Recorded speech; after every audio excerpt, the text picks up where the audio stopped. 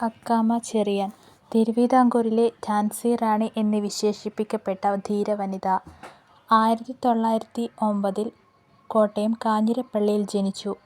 1938 Kanjirappally saint Mary's ഹൈസ്കൂളിൽ പ്രധാനാധ്യാപികയായിരുന്ന കാലത്താണ് തിരുവിതാംകൂറിലെ സമരമുഖത്തേക്ക് നേരിട്ട് പ്രവേശിക്കുന്നത്.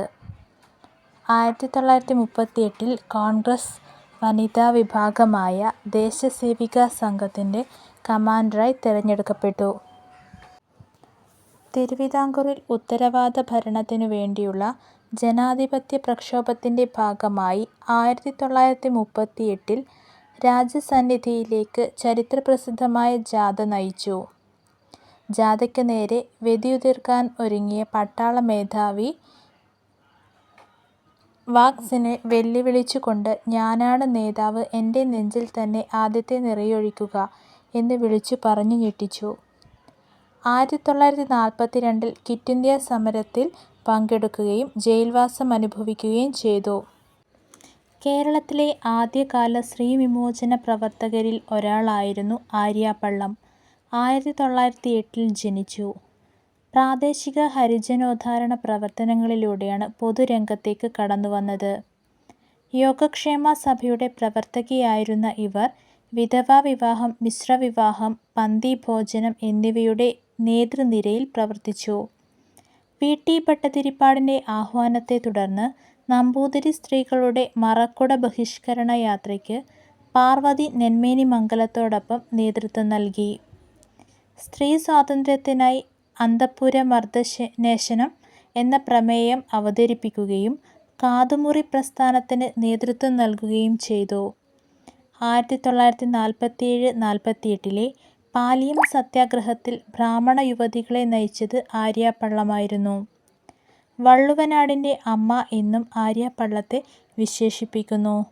വള്ളുവനാട്ടിലെ അധകൃതർക്ക് വഴിനടക്കാനുള്ള, ക്ഷേത്രങ്ങളിൽ ആരാധന നടത്താനുള്ള പ്രക്ഷോഭങ്ങൾ നയിച്ചവരിൽ പ്രമുഖ. പാർവതി നെന്മേനിമംഗലം. ദുരാചാരങ്ങളുടെ പേരിൽ ഇല്ലങ്ങളിൽ കുടുങ്ങിപ്പോയ അന്തർജനങ്ങളെ അവിടെ നിന്ന് മോചിപ്പിക്കുവാനുള്ള നടപടികൾ കൈക്കൊണ്ടു. മംഗല്യസൂത്രത്തിൽ കെട്ടിയിടാൻ അങ്കനമാർ അടിമയല്ല എന്ന മുദ്രാവാക്യ പ്രഘോഷണം കേരളത്തിൽ ആദ്യമായി മുഴക്കിയ വനിതയായിരുന്നു പാർവതി നെന്മേനിമംഗലം.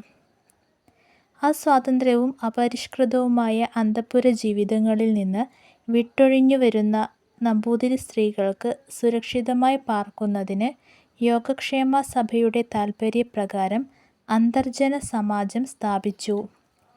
വേഷപരിഷ്കാരങ്ങളെക്കുറിച്ചും മറക്കുട ഉപേക്ഷിച്ച് പുറത്തിറങ്ങാൻ നടക്കേണ്ടതിൻ്റെ ആവശ്യത്തെക്കുറിച്ചും അന്തർജനങ്ങളെ ഉദ്ബോധിപ്പിച്ചു. നമ്പൂതിരി സമുദായത്തിൻ്റെ പരിഷ്കാരങ്ങൾക്കായി അന്തർജന പ്രതിനിധി എന്ന നിലയിൽ നമ്പൂതിരി ബിൽ അവതരിപ്പിച്ചു.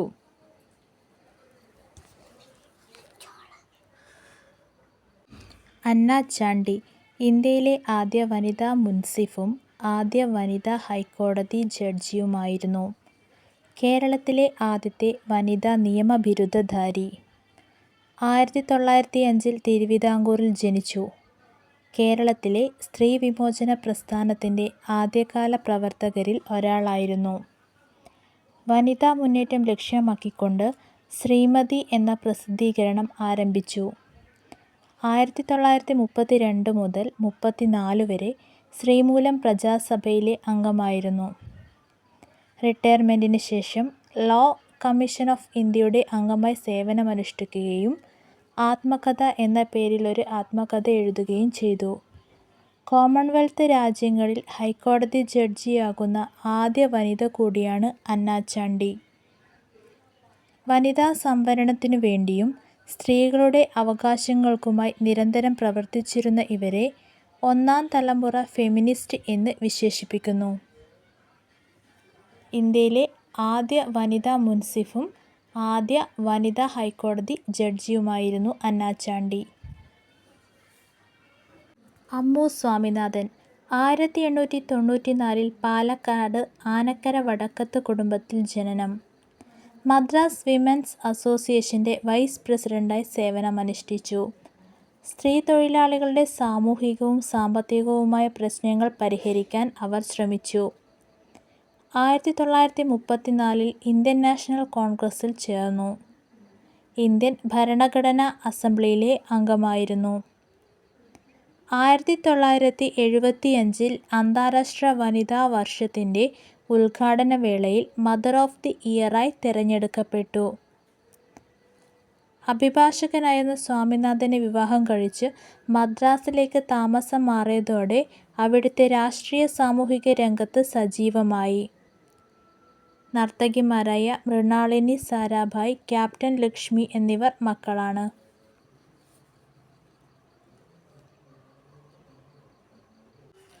എ.വി. കുട്ടിമാളു അമ്മ മലബാറിൽ നിന്നുള്ള സ്വാതന്ത്ര്യസമര സേനാനിയും നവോത്ഥാന നായികയുമായിരുന്നു. 1905 പാലക്കാട് ജില്ലയിലെ ആനക്കര വടക്കത്ത് കുടുംബത്തിൽ ജനിച്ചു. ഹരിജനോദ്ധാരണ ഫണ്ട് ശേഖരണത്തിൻ്റെ ഭാഗമായി കോഴിക്കോട് എത്തിയ ഗാന്ധിജിക്ക് ഹുണ്ടുകപ്പിരിവ് നടത്തി സ്വരൂപിച്ച പേഴ്സ് കുട്ടിമാളു അമ്മ കൈമാറി. ഇതായിരുന്നു ദേശീയ പ്രസ്ഥാനത്തിലേക്കുള്ള ആദ്യ ചുവടുവയ്പ്.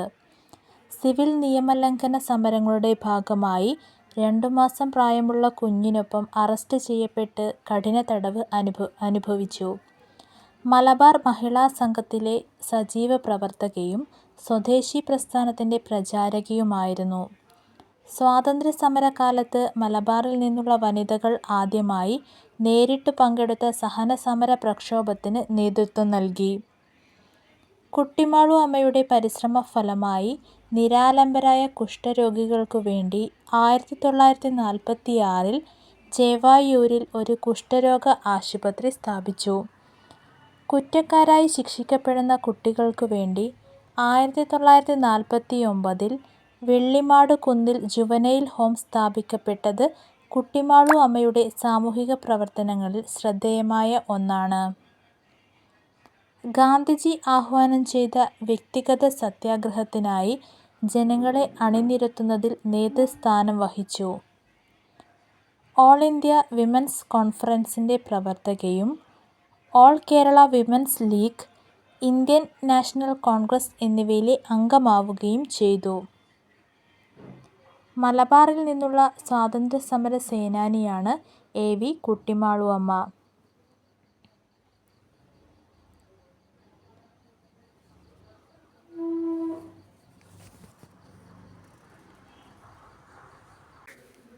ആനി മസ്ക്രീൻ കേരളത്തിൻ്റെ ഝാൻസി റാണി എന്നറിയപ്പെടുന്നു. 1902 തിരുവനന്തപുരത്ത് ഒരു ലത്തീൻ കത്തോലിക്ക കുടുംബത്തിൽ ജനിച്ചു. 1925 എം.എ. ബിരുദം നേടിയ ആനി മസ്ക്രീൻ 3 വർഷത്തോളം സിലോണിൽ കോളേജ് അധ്യാപികയായിരുന്നു. പിന്നീട് നിയമബിരുദം നേടി വക്കീൽ ഉദ്യോഗത്തിൽ പ്രവേശിച്ചു. സിവിൽ നിയമ ലംഘനവുമായി ബന്ധപ്പെട്ട് മുഖ്യധാര രാഷ്ട്രീയത്തിലേക്ക് കടന്നുവന്നു. തിരുവിതാംകൂറിലെ ഉത്തരവാദ പ്രക്ഷോഭത്തിൽ മുഖ്യ പങ്കുവഹിക്കുകയും തിരുക്കൊച്ചിയിലെ ആദ്യത്തെ വനിതാ മന്ത്രിയാവുകയും ചെയ്തു.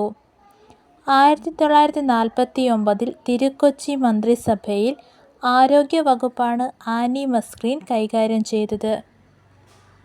കേരളത്തിലെ ആദ്യ വനിതാ മന്ത്രി, ആദ്യ വനിതാ ലോകസഭാംഗം എന്നിവയായിരുന്നു.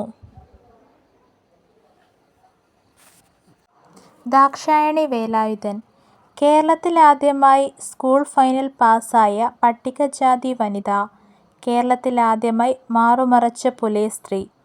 ഇന്ത്യയിൽ ബിരുദം നേടിയ ആദ്യ പട്ടികജാതി പെൺകുട്ടി. പട്ടികജാതിക്കാരിയായ ആദ്യ നിയമസഭാംഗം. ഭരണഘടനാ നിർമ്മാണ സഭയിൽ അംഗമായ വനിതകളിൽ ഒരാൾ തുടങ്ങിയ വിശേഷണങ്ങൾ ദാക്ഷായണി വേലായുധനുണ്ട്. ഭരണഘടനാ നിർമ്മാണ സഭയിലെ ഏക ദളിത് വനിതയും ഏറ്റവും പ്രായം കുറഞ്ഞ അംഗവുമായിരുന്നു. 1945-48 കാലത്ത് കൊച്ചിൻ ലെജിസ്ലേറ്റീവ് കൗൺസിലിലും സേവനമനുഷ്ഠിച്ചു. അക്കാലത്ത് രാജകീയ വിളംബരത്തിലൂടെ കൊച്ചിയിൽ തൊട്ടുകൂടായ്മ നിരോധിക്കണമെന്ന് ആവശ്യപ്പെടുന്ന പ്രമേയം അവതരിപ്പിച്ചു. മഹിളാ ജാഗൃതി പരിഷത്ത് എന്ന സംഘടനയുടെ സ്ഥാപകയാണ്.